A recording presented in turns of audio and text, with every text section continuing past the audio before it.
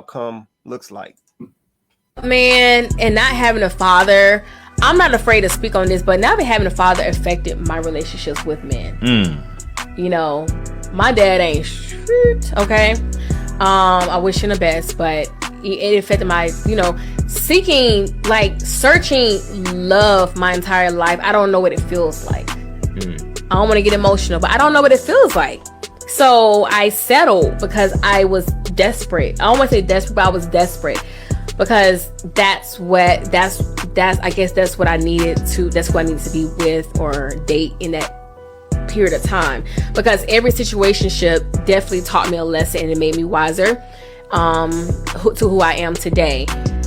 My mom and I didn't have the best relationship because as her oldest child, I pretty much grew up with my mom. My mom didn't have the best growing up, but we are so much better now, and I love my mom to death. But I've given men money because I wanted them to be happy. I wanted them to love me. I thought that if he got mad at me, I would give him money to make him want me or be okay, for us to be in a good mood. I've been taken advantage of in the past years.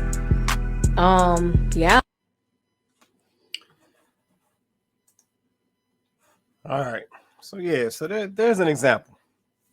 There's an example of what that toxic mindset in your 20s can end up looking like.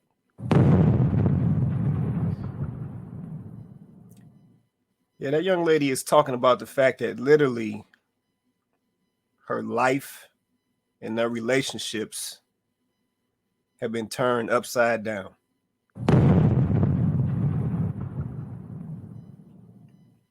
Yep, coming out of a situation where a mom and dad couldn't get along, whatever the definition or the breakdown was, and they went their separate ways, and now the father is MIA or out of the situation, and it's literally affected this lady all the way into her adult life. Yep, she doesn't sound like she really even has the emotional foundation to have a solid relationship with a man because of it.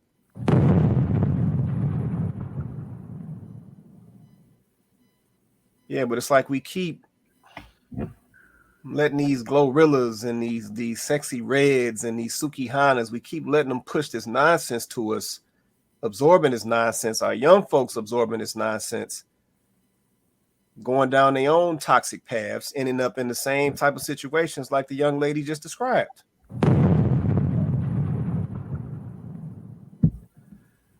So, man, how do we, like I said, my question is going to be, let me hold that. I'm going to get this comment, then we'll come right back to it. Donovan said, see, we are reliving history in a new realm. This toxic-ish is the serpent/apple story in the Bible. Which sex was easily tempted and also tempted her mate? Yeah. That's real. Yep, that is real. There's some validity there, Donovan. There's some validity there.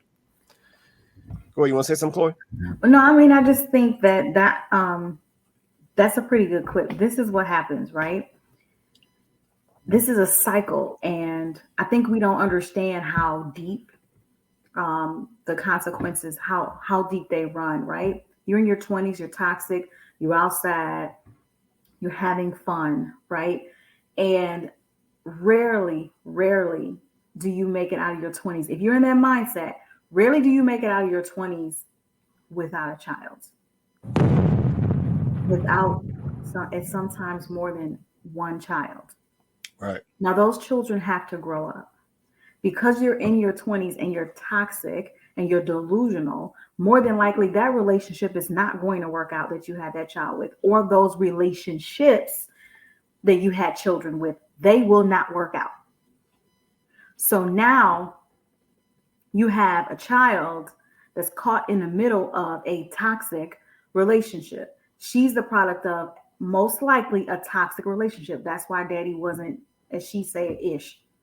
Right. Because daddy probably really wasn't ish when mommy decided to lay up with him. Let's call it what it is. We're bringing children into the world, into these situations, and we're saying it's okay because I'm in my 20s. But not only does it affect your future, but it affects the future of the children that you bring into the world, into these toxic situations. This is why it matters. This is why what you do when you're young matters. This is why what you do in your 20s matters. It matters.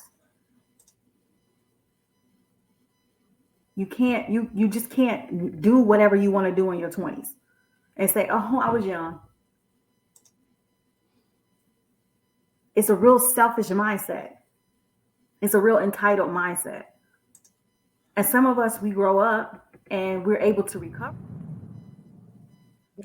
So, man, I don't know. Like I said, I'm trying to figure out how to get in front of it. Yeah, I'm trying to figure out how to get in front of it. Like, there's literally right now, I'm going to call it what it is. There's a battle between good and evil. Ooh. Yeah, you got the folks who know better. They're trying to educate the young folks before they get older and try to give them the keys. And then you got folks trying to feed them the nonsense so that they can be messed up before they get older.